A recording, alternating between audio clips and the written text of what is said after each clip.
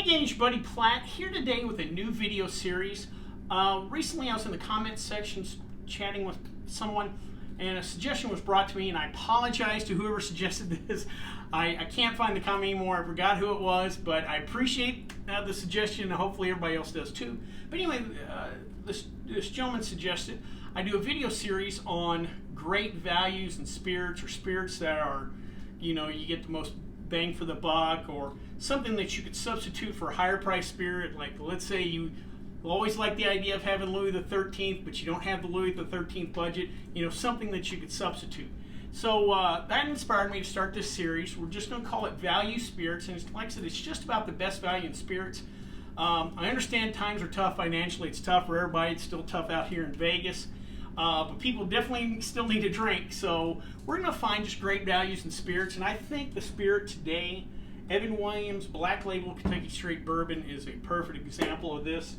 I was recently in the liquor store and I looked around, especially in the whiskey aisle, because vodka and rum they're kind of little different products, but because of the aging process of whiskeys, the price just can skyrocket real easy. Blanton's is going for about $300 a bottle. Pappy Van Winkle's, those are just sky high. I saw the 23 at like $3,000 a bottle. Old Forester Birthday, I think the 2019 is going for like $1,100 a bottle. That's a lot of money for booze. I get it; they're really good, and the people that make them are absolute craftsmen. But that's a lot of money for people. People are just wanting something good to drink. A little background on Evan Williams. The actual gentleman was a Welsh immigrant that finally settled in Kentucky in the late 1700s. Now, what Evan's most known for was he was the first commercial distiller in Kentucky, and he started his distillery in 1783 in Louisville. There is some controversy about if he was truly the first one or not.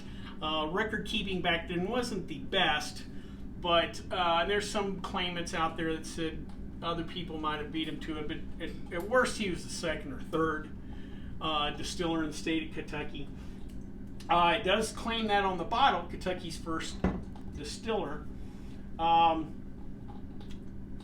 version you see today is not part of the lineage of Evan Williams. There was a gap there in time when there was no Evan Williams bourbon out on the market. The modern iteration came out in 1957, post-Prohibition. Evan Williams currently is the second highest-selling bourbon in the world, just behind number one, which is Jim Beam. A lot of people might not know that. You may think Makers or one of the other names, but Evan Williams number two in bourbon. Currently, Evan Williams is bottled in Bardstown, Kentucky, but it's distilled in Louisville and then shipped out and bottled out there. It's aged a minimum of 4 years. Now, it's a Kentucky straight bourbon, so by law it only has to be aged 2, but they age it 4 years. And it's bottled at 86 proof, compared to Jim Beam, it's 80 proof. And even something comparable, even though it's technically bourbon, Jack Daniels is bottled at 80 proof. But this bottle at 86 proof, so you get more bounce to the ounce, I guess you could say, on Evan Williams. Evan Williams, the brand, is currently owned by Heaven Hill, that has a full portfolio of spirits, including a good line of bourbons. They have Elijah Craig, Henry McKenna, Larceny. So these folks know how to make a good bourbon, and definitely the folks at the Evan Williams line definitely know how to make a real good bourbon. The Black Label, Evan Williams, in 2011 at the Malt Advocate Whiskey Awards was named Best Buy in Whiskey. And if you go online, look at any list on Best Buy, great value bourbons or whiskeys in general, Evan Williams is usually on that list. I heard a real good review of Evan Williams, I think kind of sums it up. They said that you could go to Evan Williams and buy their whiskey and throw it to another bottle and slap $40 price sticker on that, and people would be gladly pay for it and think they got a decent value. And that's what happens in a lot of these brands. Even 20, 30 years, even 30, 40 years ago, you still had tons of brands of bourbon, but there was only 6, 7 distilleries in America at the time. That's because people would go to these distilleries, buy excess capacity, excess barrels of whiskey, and then just put them in a fancier bottle, put some marketing behind them, and up the price. And I thought that was a good analysis, that you could probably get $40 for this bottle $40 for the bourbon inside the bottle if you put it in a fancier bottle. Best part is I only paid $10 for this, so we're getting, you know, again, a $40 bourbon for $10. That's a tough value to beat. Well, enough talking about Evan Williams. Let's give her a try.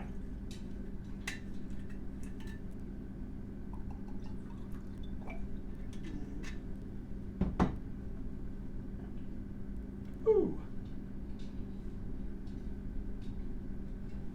Yeah, get a little bit of that vanilla that you get off that fresh oak.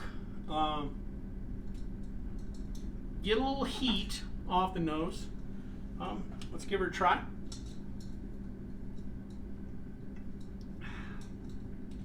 Oh, that's nice. Just explodes flavor-wise in your mouth. There's enough sweet punch up front. You get plenty of that oak, vanilla, a little bit of caramel in there. The finish is decently long, medium-ish, medium plush.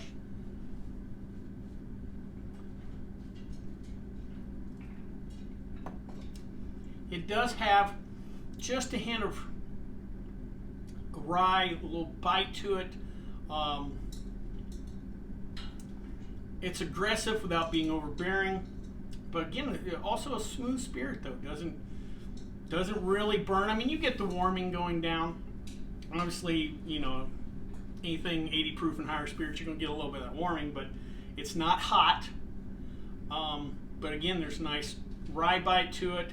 Plenty of oak and that vanilla kind of classic corn sweetness to it too. Just a good bourbon. Again, $10 a bottle. It's really tough to beat. Well, I hope you liked this video. If you did, please subscribe down below. Also, please like the video because it lets YouTube know we're putting out good content. If you have any questions, comments, concerns, or suggestions for Value Spirits, please leave them in the comment section, or you can always contact me on the Twitter page. Well, until next time, bottoms up.